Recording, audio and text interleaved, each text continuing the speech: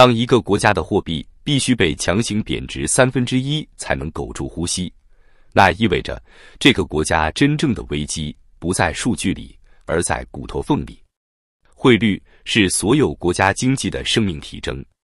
對中國來說，它不僅是經濟中的心跳，更是最敏感、最不能說死的痛點。而如今，這個痛點正在流血。2025年，中國內部已經出現了一句越來越刺耳的話：人民幣被強行壓低了1/3，不是自然貶值，不是市場選擇，而是帶着目的、帶着方向、帶着絕望的刻意為之。為什麼？因為中國正在用賤賣國力的方式保住幾千萬人的血汗飯碗。這不是我喊出來的，是多個背景深厚的經濟學家在過去1年裡公開發出的警告。他們說得很克制，但字字如刀。人民幣當前的弱勢已經嚴重偏離經濟基本面。翻譯一下就是：這不是經濟規律，這是人為自殘。專家測算，人民幣至少被低估30%以上。什麼意思？意味着你手裡原本應該能在國際上花100元的購買力，現在只值70元，等於你沒經歷崩盤，卻活生生被蒸發掉了30%財富。根據國際清算銀行和 IMF 的數據，過去10年，全球主要經濟體貨幣裡，人民幣名義有效匯率跌幅排名前5，而同期中國出口反而飆升12.8%。這說明了什麼？說明匯率被壓低是刻意行為，不是偶然事故。這不是自然風暴，這是國家親手把貨幣壓進水裡，只為了換一句。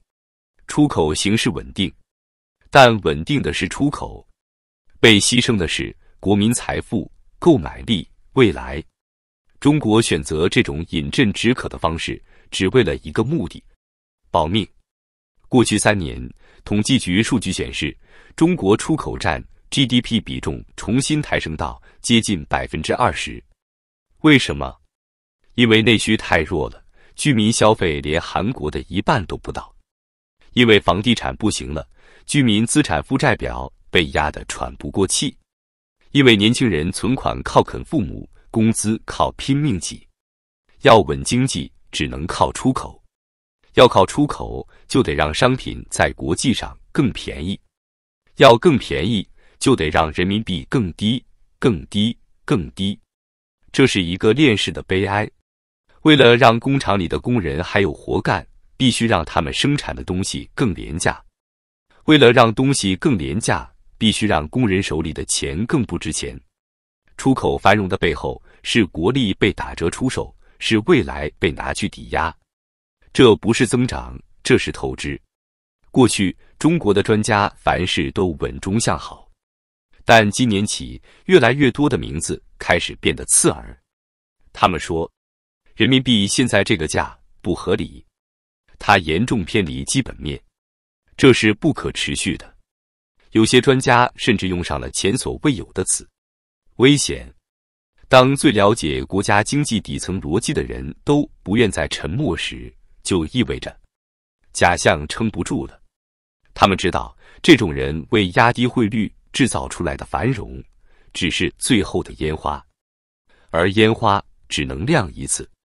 他們也知道，一旦控制鬆動，人民幣真實該在哪裡，就會像失控的巨獸一樣，瞬間突向那個真實的價格，帶着不可逆的力量。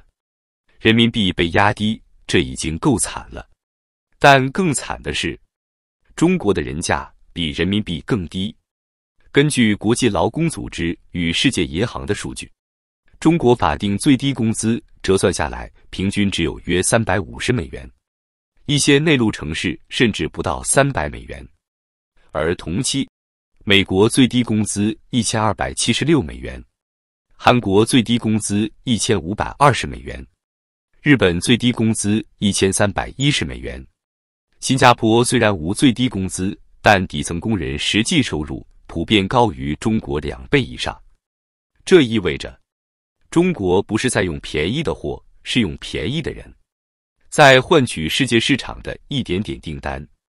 這也是為什麼過去10年中國外貿順差屢創新高，但居民人均收入卻始終停在世界排名70名以外。國家富了，企業富了，但人沒富，這不是巧合，這是設計。像經濟學家說的那樣，制度設計就是強政府、富企業、窮百姓。人民幣到底被低估還是被高估？從出口數據看，人民幣被低估；從貨幣供應量對比外匯儲備看，人民幣被高估。為什麼？因為 M2 太恐怖了。截至2025年，中國 M2 已突破300萬億元央行數據，而外匯儲備只有3.2萬億美元。換句話說，巨量人民幣是一座堰塞湖，外匯儲備只是堤壩。只要讓人民幣自由兌換，堤壩會瞬間被衝垮。哪怕你把黃金儲備都壓上，也擋不住這個洪水。土耳其的噩夢提醒着中國，貨幣一旦失控，後果是滅頂之災。土耳其里拉為什麼瞬間崩？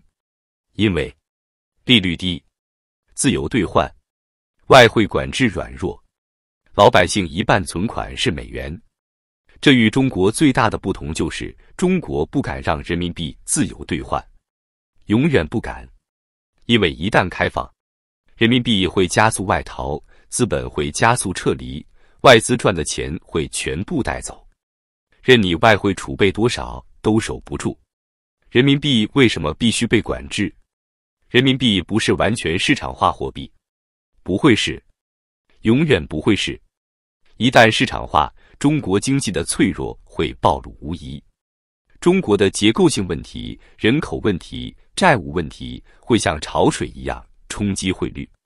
所以中國必須管制，必須維穩，必須強控，否則人民幣會像英鎊1992、像泰銖1997、像印尼盾1998一樣被資本撕碎。有一個非常刺耳的問題，如果人民幣升值1倍，中國會發生什麼？很簡單，國家會瞬間進入中等發達國家行列，人均 GDP 準備超過希臘，接近葡萄牙，外媒會驚呼 China Miracle 2.0， 中國民眾會第一次真正感受到，原來我們並不窮。但問題來了，如果這麼好，中國政府為什麼不幹？答案令人心寒，因為升值會讓出口崩，出口崩會讓就業崩，就業崩會讓社會穩定崩。換句話說，為了穩住社會，政府寧願讓中國人繼續被低估。升值是精英階層的好消息，貶值是工廠底層龐大的勞動人口的必需品。所以人民幣不能漲，永遠不能漲，只能在指定軌道裡可控地波動。這不是經濟選擇，這是政治選擇。人民幣不能升值，還有一個現實原因。一旦升值，資本會跑得更快。現在不是資本想不跑，而是政府在攔着它跑。2024至2025年2年間，星巴克宣布中國區利潤大幅撤回，肯德基母公司百勝中國加速退出部分城市布局，宜家關閉中國多家門店，特斯拉上海工廠利潤回流速度創下新高。當外資都在跑的時候，人民幣怎麼可能上漲？上漲不是為了挽留外資，而是為了讓外資跑得更爽。更可怕的是，不僅外資跑，內資也在跑。數據顯示，2024年中國資本外流規模超過3000億美元，創10年新高。2025年僅前3季度就已突破2400億美元。沒辦法，中國人太會用腳投票了。誰都知道錢應該去哪裡，不是中國，是美國，是新加坡，是澳大利亞，是歐洲。人民幣不是市場價格，而是一種政治價格。它的背後是資本管制、利率控制、出口補貼、外匯占款、貿易順差、窗口指導、國際輿論、地緣政治，甚至是社會穩定與維穩系統。所以，人民銀行每一次調整匯率，背後都不是經濟，而是政治、治安、就業、穩定、國際關係一起算的結果。人民幣漲跌絕不是簡單的買賣匯差，它牽動的是整個中國社會的命運。當一個國家必須靠壓低匯率、壓低工資、壓低人價，來維持出口繁榮、維持就業、維持穩定，這不是強大，這是脆弱。當專家開始公開喊風險很大，當資本開始集體離場，當年輕人紛紛潤出中國，當人民幣價值靠政治強撐，你就知道，中國正在進入一個更深、更黑、更無情的隧道。